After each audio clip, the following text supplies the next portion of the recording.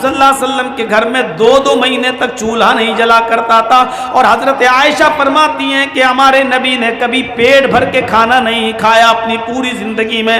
میں نے یہ باتیں سنی اور اس آدمی نے، رکشہ چلانے والے نے، دال اور روٹی کھانا شروع کر دیا۔ میرے بھائیوں، پوری زندگی اس کے سامنے چیخنے کی ضرورت نہیں پڑی اور لمبی چوڑی تقریر کی ضرورت نہیں پڑی۔ اس کی بیوی نے صرف اس کو ایک حدیث سنائی، اللہ کے نبی کی زندگی کا ایک معمول بتایا اور آپ کی زندگی کے حالات بتائے، اس آدمی نے کھانا شروع کر دیا۔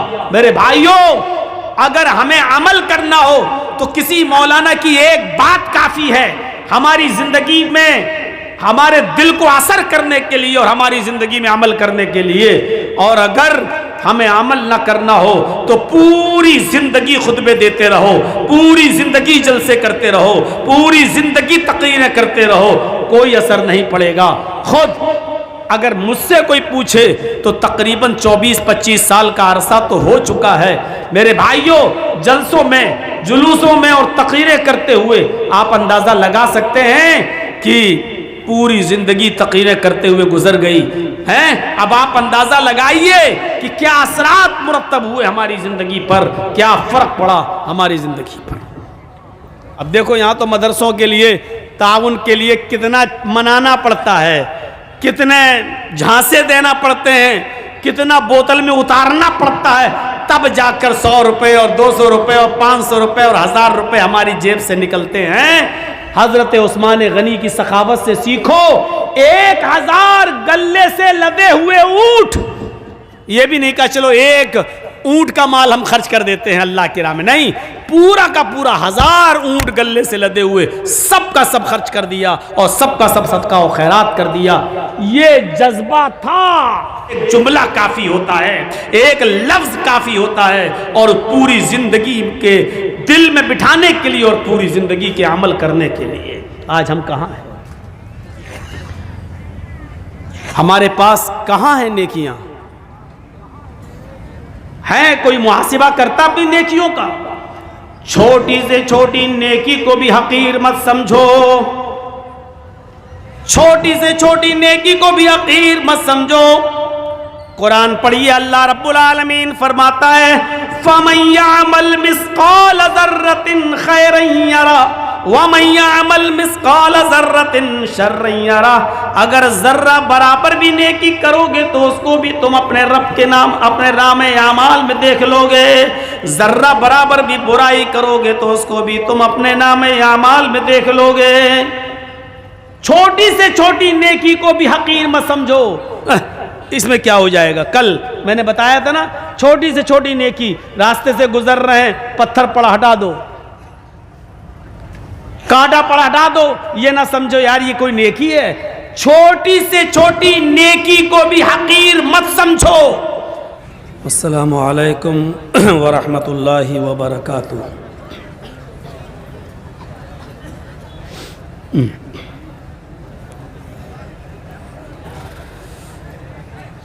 الحمدللہ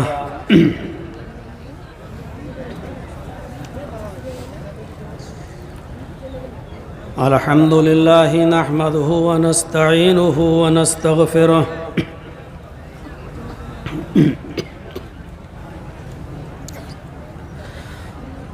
ونعوذ باللہ من شرور انفسنا ومن سیئات اعمالنا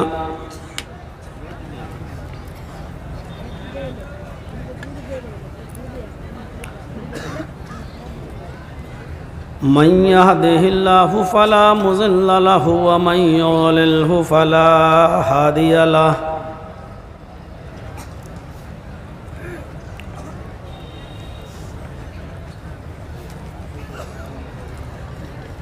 وأشهد أن لا إله إلا الله وحده لا شريك له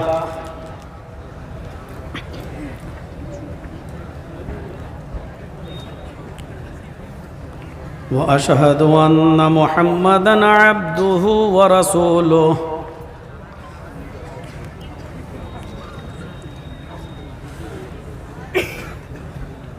أما بعد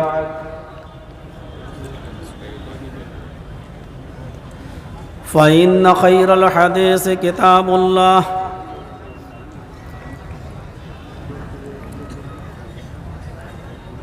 وخير الهدي هدي محمد صلى الله عليه وسلم وشر الأمور محدثاتها وكل محدثة بدعة وكل بدعة ضلالة وكل ضلالة في النار.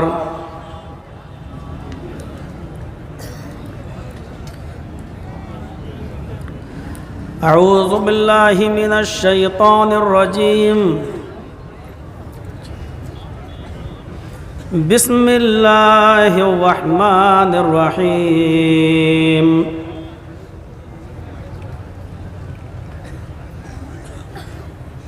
يا أيها الذين آمنوا توبوا إلى الله توبة نصوحا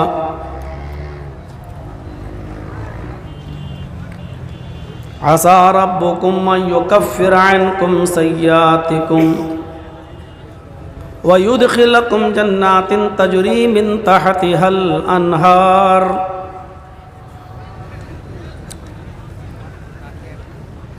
رب اشرح لي صدري ويسر لي أمري واحلل عقدة من لساني يفقهوا قولي.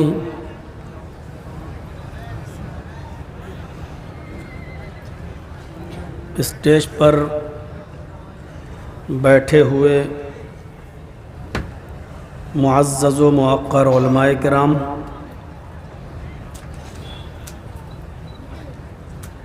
اور مدرسے کے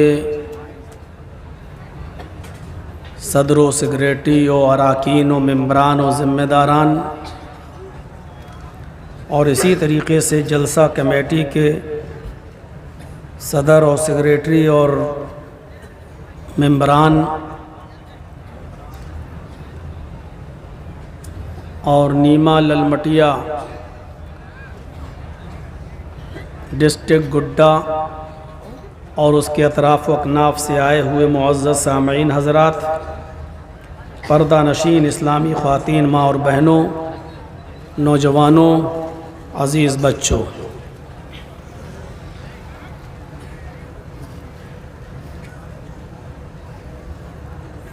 11 اور 12 فروری 2025 کا یہ 2 روزہ پروگرام کا آج آخری دن ہے.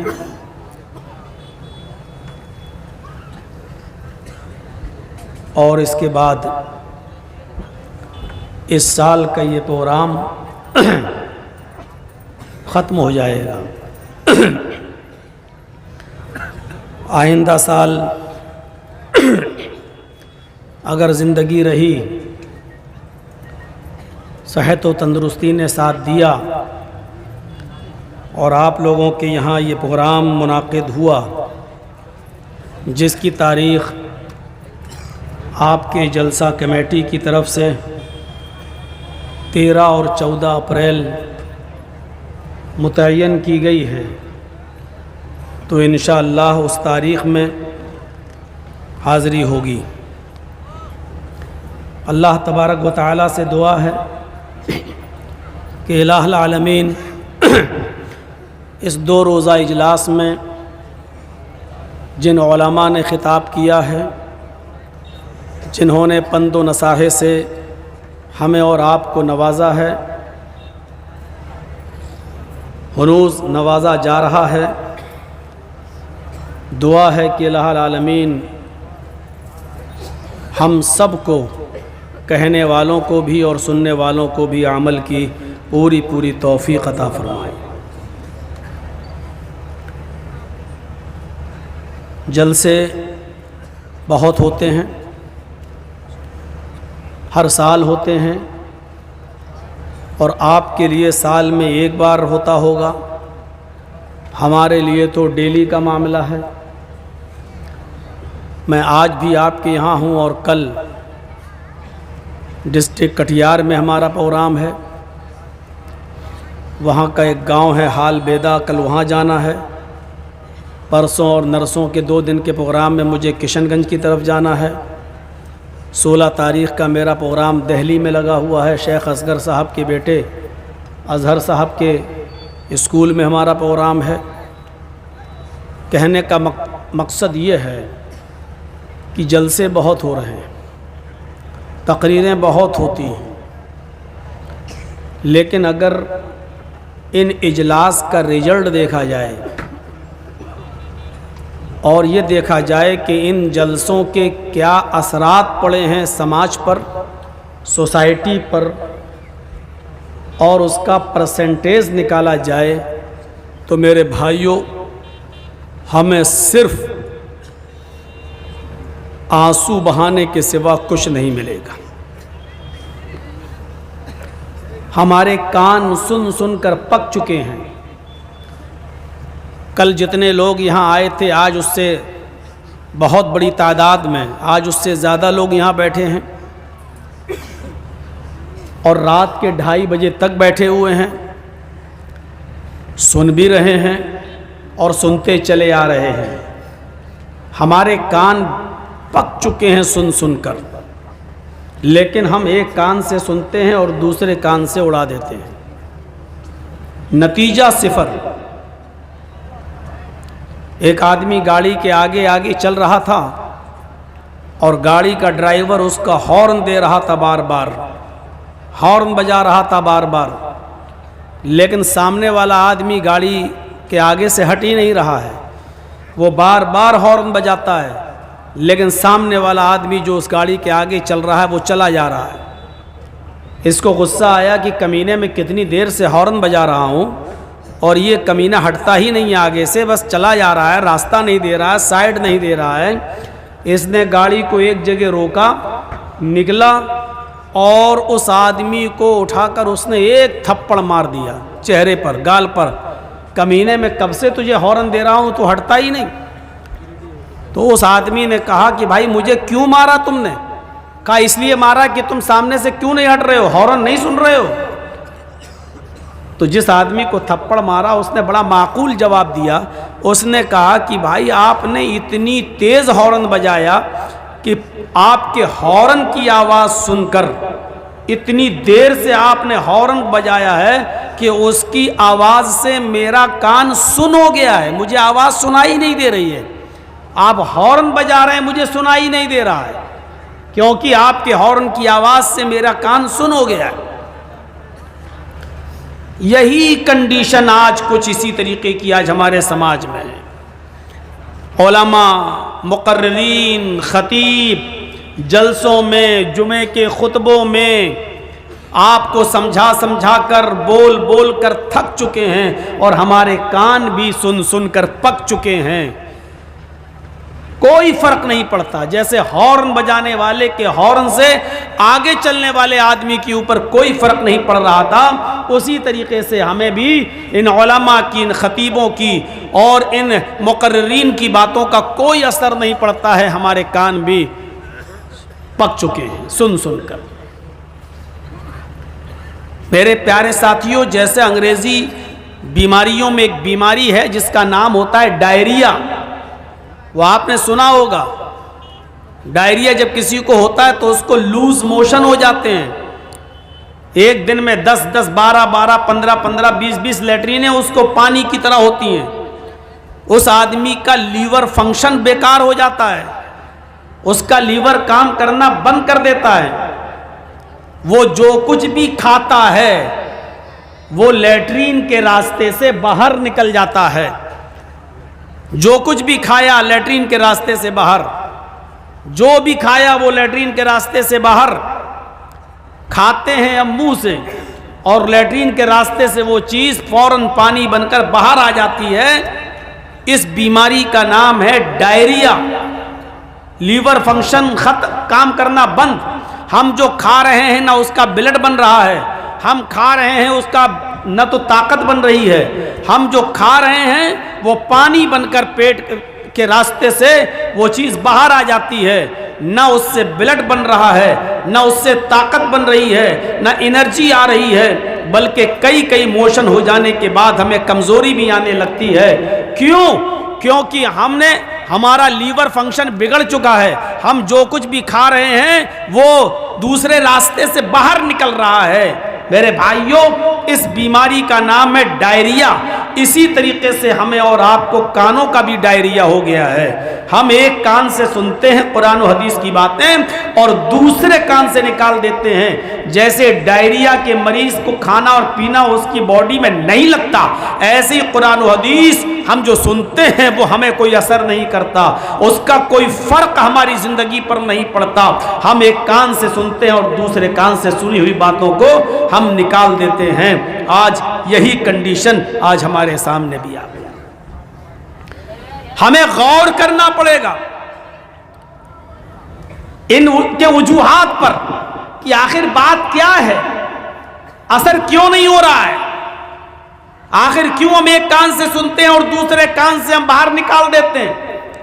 ابھی کتنے لوگ یہاں بیٹھے ہیں، میری نظر جہاں تک جا رہی ہے مجھے لوگ پبلک عوام ہی عوام دکھائی دے رہی ہے، لیکن یہی عوام، یہی پبلک فجر کی نماز کے اندر مسجد میں جب دکھنے لگے، تقریر کے بعد، جلسوں کے بعد، تب یہ مانا جائے گا کہ ہم نے جو سنا ہے اس کے اثرات ہماری زندگی پر مرتب ہو رہے ہیں، ہم نے جو سنا ہے وہ لگا ہے۔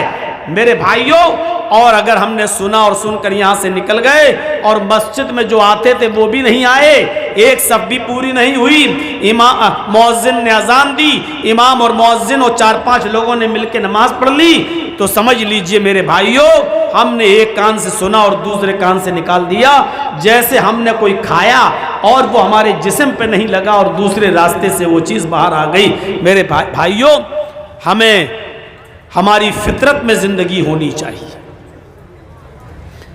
ہماری فطرت میں زندگی ہونی چاہیے۔ اگر فطرت میں زندگی ہو تو ایک بات بھی لگ جاتی ہے، اور اگر فطرت میں زندگی نہ ہو تو پوری زندگی کسی کو دعوت و تبلیغ کرتے رہو، سمجھاتے رہو، بتاتے رہو، چیختے رہو، اس کے سامنے گلا پھاڑتے رہو، کوئی فرق نہیں پڑتا، وہ آدمی جیسا تھا ویسا ہی رہے گا۔ شاید آپ کو معلوم ہوگا، اور مجھے یاد نہیں کہ میں نے کبھی سنایا ہے یا نہیں سنایا، ایک آدمی بیچارہ رکشہ چلاتا تھا، کڑی دھوپ میں محنت کرتا تھا اور اپنے بچوں کے لیے کچھ کما کر بیچارہ شام تک مزدوری کر کے لاتا تھا اور اسی سے گھر میں گزر بسر چلتی تھی۔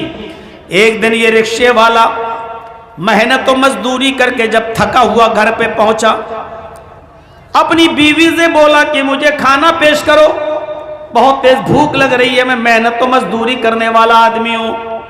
اس کی بیوی نے ارہر کی دال اس کے سامنے رکھ دی، جو فرائی نہیں تھی، بغیر بگاری ہوئی دال تھی، جس میں تڑکڑ کا نہیں لگا ہوا تھا، ایسی بلا بھگاری ہوئی دال اس کے سامنے پیش کر دی۔ اس آدمی نے ناک اور منہ چڑھایا اور کہا کہ میری بیوی، کم سے کم کچھ تو خیال کرو اپنے شوہر کا، ہم کو ایسی دال کھلا رہی ہو جو بگاری بھی نہیں ہے تم نے، جس میں تم نے تڑکا بھی نہیں لگایا، ایسی اٹھائی اور لا کر دے دی۔ محنت کرتا ہوں، مزدوری کرتا ہوں، صبح سے لے کے شام تک رکشہ کھینچتا ہوں، پیسنجرز کو بٹھاتا ہوں، محنت و مزدوری کا کام کرتا ہوں، میری بیوی اگر اچھا نہیں کھائیں گے تو طاقت کیسے آئے گی میرے اندر، اور تم نے بلا بھگاری ہوئی دال ہم کو دے دی۔ اس کی بیوی نے کہا کہ میرے پیارے شوہر، شکر ادا کرو کہ تمہیں دال بھی مل رہی ہے، شکر ادا کرو کہ تمہیں تازہ روٹی بھی مل رہی ہے، جو میں نے ابھی بنا کر تمہارے سامنے گرم گرم روٹی دی ہے۔ میرے پیارے شوہر، تمہیں اللہ کا شکر ادا کرنا چاہیے کہ تمہیں یہ دال بھی ملی ہے، اگرچہ بلا بھکاری ہوئی ملی ہے لیکن ملی تو ہے۔ تم نے محمد رسول اللہ صلی اللہ علیہ وسلم کی زندگی نہیں پڑھی۔ حضرت عائشہ صدیقہ فرماتی ہیں کہ ما عاش رسول اللہ صلی اللہ علیہ وسلم طعاما قط، کہ اللہ کے رسول صلی اللہ علیہ وسلم نے اپنی پوری زندگی میں کبھی پیٹ بھر کر کھانا نہیں کھایا۔ آپ نے اپنی پوری زندگی میں پیٹ بھر کر کھانا نہیں کھایا۔ تمہیں تو دال بھی مل رہی ہے۔ اللہ کے نبی صلی اللہ علیہ وسلم کا حال تو یہ تھا، حضرت عائشہ فرماتی ہیں کہ ہمارے گھر میں 2 مہینے ایسے گزر جایا کرتے تھے کہ چولہا نہیں جلا کرتا تھا. 2 مہینے ہمارے گھر میں چولہا نہیں جلا کرتا تھا. اے میرے پیارے شوہر، اللہ کا شکر ادا کرو کہ تمہیں تو دال بھی مل رہی ہے، ورنہ ہمارے نبی کا تو یہ حال تھا کہ 2 مہینے گھر میں چولہا تک نہیں جلتا تھا. اس آدمی نے دال روٹی کھانا شروع کر دیا اور اپنی بیوی کی تعریف کرتے ہوئے فرمایا، میری بیوی تم بالکل ٹھیک کہہ رہی ہو، میری بیوی تم نے بالکل صحیح فرمایا. ہم نے یہ باتیں مسجد میں جمعے کے دن مولانا سے خطبے میں سنی تھی کہ اللہ کے رسول صلی اللہ علیہ وسلم کے گھر میں 2 مہینے تک چولہا نہیں جلا کرتا تھا. اور حضرت عائشہ فرماتی ہیں کہ ہمارے نبی نے کبھی پیٹ بھر کے کھانا نہیں کھایا اپنی پوری زندگی میں. میں نے یہ باتیں سنی اور اس آدمی نے، رکشہ چلانے والے نے، دال اور روٹی کھانا شروع کر دیا. میرے بھائیوں، پوری زندگی اس کے سامنے چیخنے کی ضرورت نہیں پڑی اور لمبی چوڑی تقریر کی ضرورت نہیں پڑی. اس کی بیوی نے صرف اس کو ایک حدیث سنائی، اللہ کے نبی کی زندگی کا ایک معمول بتایا اور آپ کی زندگی کے حالات بتائے. اس آدمی نے کھانا شروع کر دیا. میرے بھائیوں، اگر ہمیں عمل کرنا ہو تو کسی مولانا کی ایک بات کافی ہے ہماری زندگی میں، ہمارے دل کو اثر کرنے کے لیے اور ہماری زندگی میں عمل کرنے کے لیے. اور اگر ہمیں عمل نہ کرنا ہو تو پوری زندگی خطبے دیتے رہو، پوری زندگی جلسے کرتے رہو، پوری زندگی تقریریں کرتے رہو، کوئی اثر نہیں پڑے گا. خود اگر مجھ سے کوئی پوچھے تو تقریباً 24-25 سال کا عرصہ تو ہو چکا ہے. میرے بھائیوں، جلسوں میں، جلوسوں میں اور تقریریں کرتے ہوئے آپ اندازہ لگا سکتے ہیں کہ پوری زندگی تقریریں کرتے ہوئے گزر گئی ہیں. اب آپ اندازہ لگائیے کہ کیا اثرات مرتب ہوئے ہماری زندگی پر، کیا فرق پڑا ہماری زندگی پر.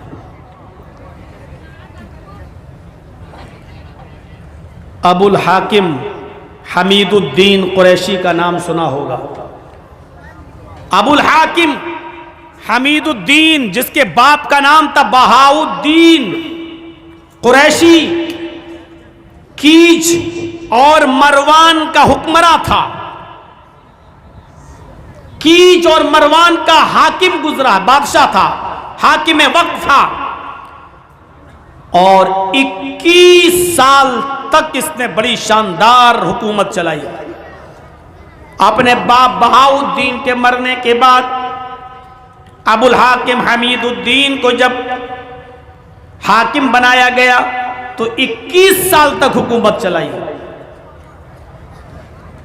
بیچوں بیچ شہر میں، کیچ میں یا مروان میں، اس کا ایک عالی شان باغ تھا، گارڈن.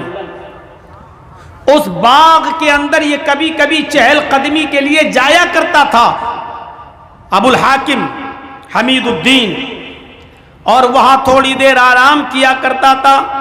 اس باغ کی دیکھ ریکھ کے لیے اس نے ایک لونڈی، ایک خادمہ کو رکھ لیا تھا. اس لونڈی کا کام یہ تھا کہ باغ میں پانی مارتی اور اپنے حاکم کے لیے، اپنے مالک کے لیے، اپنے آقا کے لیے بستر کو بچھا دیتی تھی تاکہ وہ آئیں گے اور یہاں آرام کریں گے. ایک دن ابو الحاکم حمید الدین باغ میں گیا. اس نے دیکھا کہ جس بستر پر میں آرام کرتا ہوں اس بستر پر لونڈی سو رہی ہے، میری خادمہ سو رہی ہے. بھائی اس نے دیکھا لونڈی جو تھی، اس کی خادمہ جو تھی، اس نے سوچا کہ ہم روزانہ اس کا بستر بچھاتے ہیں، نرم گرم بستر، پھول بھی اس پر ڈالتے ہیں، دیکھیں اس نرم گرم بستر پر تھوڑی دیر لیٹ کر دیکھتے ہیں امیروں کا بستر کیسا ہوتا ہے، حاکم وقت کا بستر کیسا ہوتا ہے، دیکھیں اس پر لیٹنے میں کیسا محسوس ہوتا ہے.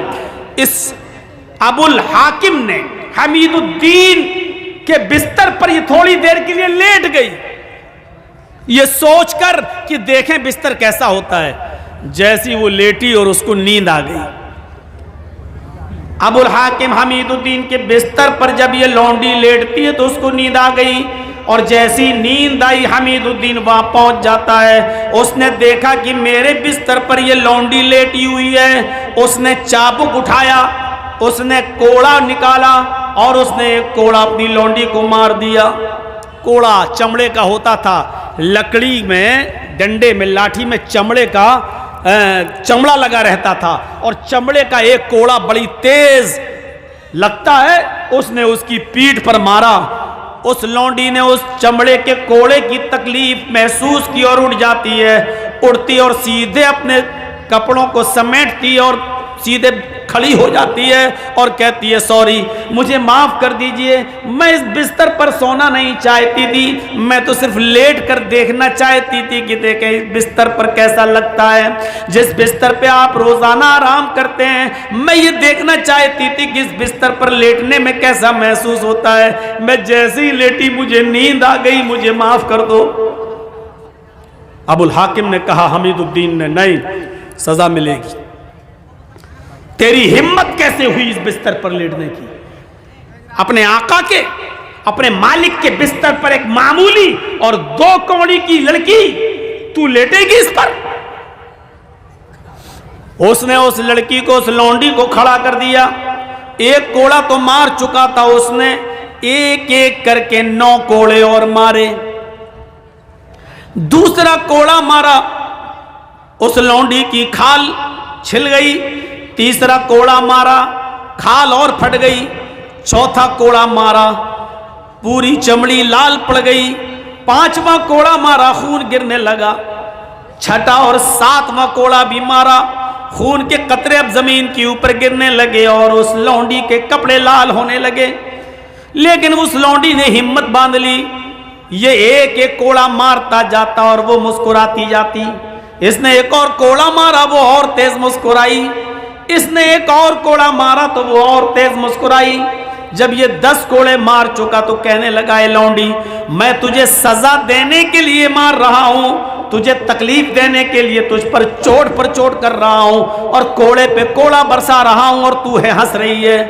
क्या बात है, तुझे तकलीफ नहीं हो रही है? उस लौंडी ने जवाब दिया, उस लौंडी ने जवाब दिया कि मुझे तकलीफ तो बहुत हो रही है, हर कोड़े की तकलीफ मुझे हो रही है, हर कोड़े की तकलीफ मुझे हो रही है, लेकिन मैं मुस्कुरा रही हूं। अबुल हाकिम हमीदुद्दीन ने पूछा, तुम क्यों मुस्कुरा रही हो? उसने कहा, मैं इसलिए मुस्कुरा रही हूं कि कुछ सोच रही हूं। हमीदुद्दीन ने पूछा, क्या सोच रही है? मैं तकलीफ देने के लिए मार रहा हूं और तू मुस्कुरा रही है और कह रही है तकलीफ हो रही है, फिर भी मुस्कुरा रही है। कहां? देख, ये खून के कतरे देख, ये जमीन पर टपकने वाला लहू देख, मेरी पीठ जो छिल चुकी है, खाल फट गई देख। तकलीफ नहीं हो रही तो ये सब कैसे हुआ? लेकिन इसके बावजूद मैं कुछ और सोच के हंस रही हूं। अबुल हाकिम हमीदुद्दीन ने पूछा, वही तो मैं सुनना चाहता हूं, क्या सोच के हंस रही है? उसने कहा, मैं ये सोचकर हंस रही हूं कि थोड़ी देर तेरे बिस्तर पर लेट गई तो तेरी अदालत में मुझे ये सजा मिली, थोड़ी देर में तेरे बिस्तर पर सो गई, थोड़ी देर मैंने आराम कर लिया तो तेरी अदालत में मुझे ये सजा मिली। मैं तेरे बारे में सोच रही हूं कि तू तो पूरी जिंदगी ऐशो आराम में रहा है, तू तो पूरी जिंदगी आराम से सोता है, तुझे तो कभी तकलीफ ही नहीं होती। जब थोड़ी देर सोने में तेरी अदालत में ये तकलीफ है, जब थोड़ी देर आराम करने की और आराम से सोने की तेरी अदालत में ये सजा है, तो अल्लाह की अदालत में उस आदमी की सजा क्या होगी जो पूरी जिंदगी ऐशो आराम में सोता है, जिसको कभी कोई तकलीफ नहीं पहुंचती, उसकी सजा अल्लाह की अदालत में क्या होगी? मैं तेरे बारे में सोच रही हूं कि अल्लाह की अदालत में तेरी सजा क्या होगी। हमीदुद्दीन अबुल हाकिम ने कोड़ा जमीन पर फेंका, उस लौंडी से कहा, जा, मैंने तुझे आजाद कर दिया, जा, आज के बाद तू मेरी गुलामी से, मेरी लौंडियत से निकल गई, मैंने तुझे आजाद कर दिया, जा, तुझे जहां जाना हो, आज के बाद तू मेरी लौंडी नहीं। और उसके बाद में हुकूमत छोड़ी, हुक्मरानी को खैराबाद कह दिया, इस्तीफा दे दिया और उलमा की सोहबत में चला गया, बहुत बड़ा दाई बन गया, बहुत बड़ा मुबल्लिग बन गया, लोगों को दावत व तबलीग का फरीज़ा अंजाम देने लगा, लोगों को अल्लाह और उसके रसूल की बातें बताने लगा। और अबुल हाकिम हमीदुद्दीन का इंतकाल जब हुआ तो वो गुमनामी की मौत मरा, آج تک پتہ نہیں چلا کہ ابو الحاکم کو حمید الدین کو دفن کہاں کیا گیا۔ پھر اس نے شہرت چھوڑ دی، نام کے لیے جینا چھوڑ دیا اور دعوت و تبلیغ کا فریضہ انجام دینا شروع کر دیا، اور پوری زندگی پھر گمنامی کی زندگی جیا۔ اس پورے واقعے کو بتانے کا مقصد میرا صرف یہ ہے کہ کوئی لمبی چوڑی تقریر نہیں ہوئی تھی، بہت زیادہ اس کے سامنے باتیں نہیں رکھی گئی تھی، صرف اس لونڈی نے اتنا کہا تھا کہ اگر تھوڑی دیر آرام کرنے کی سزا تیری عدالت میں میری یہ ہے تو تیری سزا اللہ کی عدالت میں کیا ہوگی جو پوری زندگی عیش و آرام کے ساتھ رہا۔ اتنی سی بات ابو الحاکم کو حمید الدین کو اثر کر جاتی ہے اور وہ نیک بن جاتا ہے، متقی بن جاتا ہے، پرہیزگار بن جاتا ہے، اور اس نے اپنی زندگی کے اندر ایک انقلاب پیدا کر لیا ہے اور گمنامی کی زندگی جیتا ہے، اور کب مرتا ہے پتہ نہیں چلتا۔ فطرت میں زندگی ہو تو ایک جملہ کافی ہے، اور فطرت میں زندگی نہ ہو تو پوری زندگی چیختے رہو، چلاتے رہو۔ بتایا نا کل بتایا تھا نا ابو طالب کا واقعہ، اللہ کے رسول پوری زندگی کہتے رہے چچا کلمہ پڑھ لو، اور آخری وقت بھی کہا قل یا عمی لا الہ الا اللہ فی اذنی، اے میرے چچا میرے کان میں کہہ دو لا الہ الا اللہ۔ لیکن ابو طالب کو کلمہ نصیب نہیں ہوا، فطرت میں زندگی نہیں تھی، بغیر کلمے کے دنیا سے رخصت ہو گیا اور جہنم کا مستحق ہو گیا۔ میرے پیارے ساتھیوں تصور کرو، فطرت میں زندگی ہو تو ایک جملہ کافی ہوتا ہے، ایک لفظ کافی ہوتا ہے، اور پوری زندگی کے دل میں بٹھانے کے لیے اور پوری زندگی کے عمل کرنے کے لیے۔ آج ہم کہاں ہیں؟ ہمارے پاس کہاں ہیں نیکیاں؟ ہے کوئی محاسبہ کرتا اپنی نیکیوں کا؟ چھوٹی سے چھوٹی نیکی کو بھی حقیر مت سمجھو، چھوٹی سے چھوٹی نیکی کو بھی حقیر مت سمجھو۔ قرآن پڑھیے، اللہ رب العالمین فرماتا ہے فَمَن يَعْمَلْ مِثْقَالَ ذَرَّةٍ خَيْرًا يَرَهُ وَمَن يَعْمَلْ مِثْقَالَ ذَرَّةٍ شَرًّا يَرَهُ۔ اگر ذرہ برابر بھی نیکی کرو گے تو اس کو بھی تم اپنے رب کے نام اپنے نام اعمال میں دیکھ لو گے، ذرہ برابر بھی برائی کرو گے تو اس کو بھی تم اپنے نام اعمال میں دیکھ لو گے۔ چھوٹی سے چھوٹی نیکی کو بھی حقیر مت سمجھو، اس میں کیا ہو جائے گا؟ کل میں نے بتایا تھا نا، چھوٹی سے چھوٹی نیکی، راستے سے گزر رہے ہیں پتھر پڑا ہٹا دو، کانٹا پڑا ہٹا دو، یہ نہ سمجھو یار یہ کوئی نیکی ہے۔ چھوٹی سے چھوٹی نیکی کو بھی حقیر مت سمجھو۔ اللہ کے رسول ایک مرتبہ خطبہ دے رہے ہیں اور عورتوں کو مخاطب کر کے کہہ رہے ہیں یا معاشر النساء، اے عورتوں کی جماعت، اے مستورات، اے عورتوں، تم اپنے گھر میں، تم اپنے گھر کے پڑوس میں رہنے والی کسی پڑوسن کو صدقہ اور خیرات کرنے میں کبھی حقارت محسوس مت کرنا۔ تم اپنے گھر کے پڑوس میں رہنے والی پڑوسن کو صدقہ اور خیرات کرو، اگرچہ کچھ بھی دینے کے لیے نہ ہو تو ایک بکری کا کھر ہی دے دیا کرو۔ بکری کا کھر ہی کیوں نہ ہو؟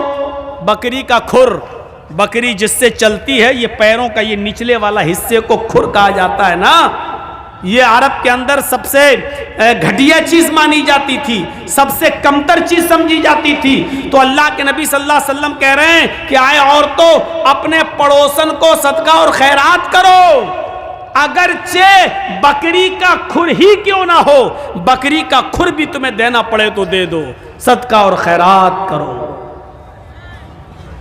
دو تم ان کو، صدقہ اور خیرات کرو، اس نیکی کو حقیر مت سمجھو۔ آئیے اور ایک اور روایت کی طرف میں تمہیں لے کے چلتا ہوں، بخاری کی روایت ہے، اللہ کے نبی صلی اللہ علیہ وسلم فرماتے ہیں فَاتَّقُوا النَّارَ وَلَوْ بِشِقِّ تَمْرَةٍ، وَلَوْ بِشِقِّ تَمْرَةٍ پر غور کرو۔ فَاتَّقُوا النَّارَ، لوگوں تم اپنے آپ کو جہنم سے بچاؤ، اپنے آپ کو جہنم سے بچاؤ، آگ سے بچاؤ، دوزخ سے بچاؤ۔ کیسے بچاؤ؟ वलौ बिशिक्कि तमरा, अगरचे तुम्हें खजूर का टुकड़ा ही देना पड़े उसको भी अल्लाह के राह में सदका और खैरात करो। खजूर तो बड़ा हो गया, ये खजूर है, ये खजूर नहीं है तुम्हारे पास, आधा खजूर है या उसका एक टुकड़ा है तुम्हारे पास, चौथाई हिस्सा, 1/4 डेट, 1/4 खजूर, एक खजूर का भी चौथाई हिस्सा है आपके पास। अल्लाह के नबी कह रहे हैं कि अगर वो भी तुम्हारे घर पे रखा है, फाजिल है, तो वलौ बिशिक्कि तमरा, तो वो भी किसी न किसी गरीब को या गरीब के बच्चे को दे दो, खिला दो उसको, अपने आप को जहन्नम से बचाओ। खजूर के टुकड़े की हैसियत क्या है? कोई आदमी खजूर का टुकड़ा देगा, पूरा खजूर दे देगा। अल्लाह के नबी कह रहे हैं खजूर तो छोड़ो, वलौ बिशिक्कि तमरा, अगर तुम्हारे पास खजूर का टुकड़ा ही हो तो उसको भी दे दो। यानी इस नेकी को भी हकीर मत समझो, अरे यार क्या है मेरे पास, ये इसका क्या हो जाएगा, एक खजूर का टुकड़ा देंगे तो इसका क्या पेट भर जाएगा, बेचारे का क्या भरेगा। नहीं, अल्लाह के नबी उकसा रहे हैं, उभार रहे हैं, अगर तुम्हारे पास खजूर का टुकड़ा हो तो तुम उसको भी सदका और खैरात करके अपने आप को जहन्नम से बचाओ। फत्तकुन्नार वलौ बिशिक्कि तमरा, अपने आप को दोज़ख से जहन्नम से बचाओ, अगरचे तुम्हारे पास खजूर का टुकड़ा ही क्यों ना हो, सदका और खैरात करने के लिए करो। वो हदीस याद है ना, बुखारी की, हजरत आयशा फरमाती है कि मेरे पास एक मांगने वाली आई, जातनी साइला, मेरे पास मांगने वाली आई, वमाहा सबियान, उसके साथ 2 छोटे छोटे बच्चे थे, मांगने लगी, मेरे पास एक खजूर थी, मैंने वो खजूर लाकर उस औरत को दे दिया, उस खजूर ने उसके 2 टुकड़े कर दिए, एक टुकड़ा इस बच्चे को दे दिया, एक टुकड़ा इस बच्चे को दे दिया, एक टुकड़ा इस बच्चे को दे दिया, एक टुकड़ा इस बच्चे को दे दिया, और अपना खुद नहीं खाया। उन दोनों बच्चों ने आधी आधी खजूर खा ली और चली गई वो औरत अपने बच्चे को लेकर, बच्चों को। अल्लाह के नबी सल्लल्लाहु अलैहि वसल्लम जब घर में आए तो हजरत आयशा ने पूरा मंजर बयान फरमाया, तो अल्लाह के नबी सल्लल्लाहु अलैहि वसल्लम ने फरमाया वजबत अलैहिल जन्ना, आयशा जो औरत अपने बच्चों के खाने पीने की आजमाइश में मुब्तला कर दी गई, जो अपने बच्चों की परवरिश में आजमाई गई और उस आजमाइश में पूरी उतरती है, उस औरत के ऊपर जन्नत वाजिब है। यानी उस औरत ने खुद भूखा रहकर अपने बच्चों को आधी आधी खजूर दे दी, अपने बच्चों को टुकड़े दे दिए खजूर के, खुद भूखी रह गई, अल्लाह ताला ने उस औरत पर जन्नत वाजिब कर दी, यानी उस औरत के ऊपर जन्नत फर्ज हो गई, जन्नत वाजिब हो गई। गौर कीजिए, खजूर का एक खजूर थी, हजरत आयशा ने वही दे दी। अब आप कहोगे एक खजूर में क्या होता है, ना औरत का पेट भरा ना बच्चों का, लेकिन हजरत आयशा ने एक खजूर थी वही दे दी। मुस्लिम शरीफ की हदीस में 3 खजूरों का जिक्र है, एक खजूर उस औरत, 3 खजूर हजरत आयशा ने उस औरत को दे दी, उस औरत ने एक खजूर इस बच्चे को दे दी, एक खजूर इस बच्चे को दे दी, और एक खजूर अपने खाने के लिए रख ली, बच्चों ने अपनी अपनी खजूरें खा ली। और माँ जब खजूर खाने लगी तो बच्चे अपनी माँ के खजूर पर झपट पड़े, माँ को रहम आ गया, माँ ने देखा कि बेटों ने, मेरे बच्चों ने अपनी अपनी खजूरें खा ली, लेकिन अभी भूखे, तो माँ ने अपनी खजूर नहीं खाई, बल्कि उस खजूर के 2 टुकड़े करके आधी इसको दे दी, आधी इसको दे दी, और उन बच्चों ने ये आधी आधी खजूर भी खा ली और माँ ने खुद कुछ नहीं खाया। जब हजरत आयशा ने ये मंजर अल्लाह के नबी को बताया तो अल्लाह के नबी की आंखों में आंसू आ गए और रोते हुए फरमाया वजबत अलैहिल जन्ना, इस औरत ने अपने ऊपर जन्नत वाजिब कर ली। किसी भी नेकी को हकीर मत समझो, छोटी से छोटी नेकी को भी हकीर मत समझो।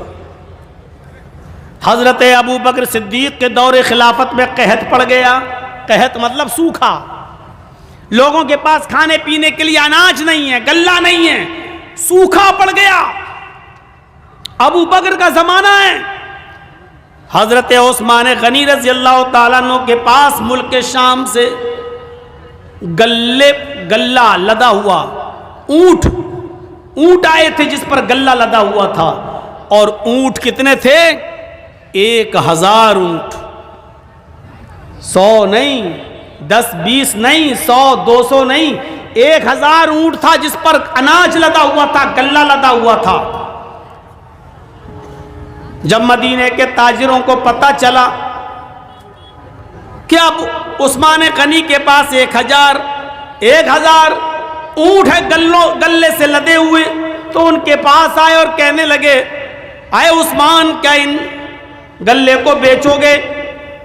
حضرت عثمان نے کہا مجھے پروفٹ کیا دو گے، نفع کیا دو گے؟ فرمایا آپ کے 10 روپے کا مال ہم 12 روپے میں لینے کے لیے تیار ہیں، 10 درہم کا مال 12 درہم میں لینے کے لیے تیار ہیں۔ حضرت عثمان نے فرمایا پھر چھوڑو، مجھے اس سے بھی زیادہ پروفٹ مل رہی ہے۔ کہا کہ اچھا 13 لے لو، آپ کا ہر 10 درہم کے مال پر 13 درہم ہم سے لے لو، ہم اس کو بیچیں گے جتنا چاہیں گے، قحط پڑا ہوا ہے، سوکھا پڑا ہوا ہے، ہمارا مال تو بکی جائے گا، آپ 10 کے درہم پر 13 درہم لے لو۔ حضرت عثمان کہتے ہیں مجھے اس سے بھی زیادہ مل رہا ہے، اور لاسٹ میں بولی لگتی ہے اے عثمان ہم 10 کا مال 15 درہم میں لینے کے لیے تیار ہیں۔ حضرت عثمان کہتے رہنے دو، 10 درہم پر تم 15 درہم دو گے، لیکن مجھے اس سے بھی زیادہ پروفٹ مل رہی ہے۔ تب تمام لوگ اٹھ گئے، جتنے بھی بزنس مین تھے وہ اٹھ گئے اور کہنے لگے عثمان اگر اس سے زیادہ تمہیں مل رہا ہے تو اسی کو دے دو، ہم لوگ چل رہے ہیں، ہم لوگ جا رہے ہیں۔ جب وہ جانے لگے جتنے بزنس مین تھے تو پلٹ کر کہنے لگے عثمان ہم جا تو رہے ہیں، ہمیں اب نہیں چاہیے، 10 کا مال ہم 15 میں لینے کے لیے تیار ہیں، اس سے زیادہ ہم نہیں دے سکتے، اور آپ کہہ رہے ہیں اس سے بھی زیادہ ہمیں مل رہا ہے۔ مدینے کے سارے بزنس مین یہاں موجود ہیں، میری نظر میں اب کوئی باقی نہیں ہے، جو جتنا بڑا بزنس مین ہے وہ یہاں موجود ہے اور ہم سب لوگ یہاں ہیں۔ پھر مجھے اتنا تو بتا دو کہ 10 کا مال 15 میں لینے کے لیے ہم لوگ تیار ہیں، اس سے زیادہ تمہیں کون دے رہا ہے؟ سارے بزنس مین تو یہاں موجود ہیں، پھر تمہیں 10 کا مال 15 سے زیادہ لینے میں کون تیار ہے تمہارا؟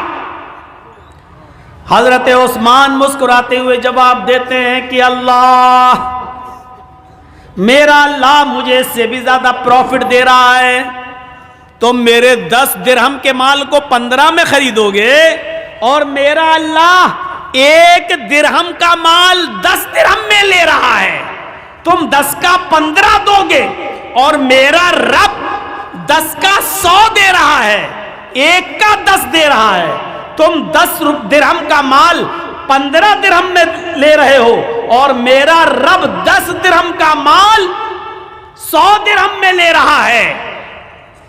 یعنی ہم یہ سارا کا سارا مال 1000 گلے سے لدے ہوئے ان اونٹوں پر، جو مال لدا ہوا گلہ لدا ہوا ان اونٹوں پر، ہم یہ سارا کا سارا صدقہ کریں گے، خیرات کریں گے، اللہ کی راہ میں خرچ کر دیں گے، غریبوں اور مسکینوں تک پہنچائیں گے، اور میرا رب 1 درہم کا مال کا ثواب مجھے 10 گنا دے گا، 10 گنا دے گا، یعنی 10 درہم کا ثواب ہمیں 100 درہم کے برابر دے گا۔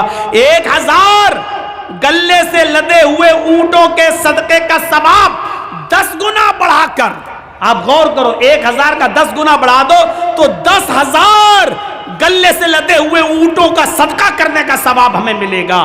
اس لیے آپ جائیے، ہمیں آپ کو مال نہیں بیچنا ہے۔ میں نے کہا چھوٹی سے چھوٹی نیکی کو بھی حقیر مت سمجھو۔ دیکھو حضرت عثمان غنی کو 10 کا 15 مل رہا تھا، لیکن اس کے باوجود غریبوں میں اور مسکینوں میں سارا کا سارا مال لٹا دیا، خرچ کر دیا، فی سبیل اللہ دے دیا۔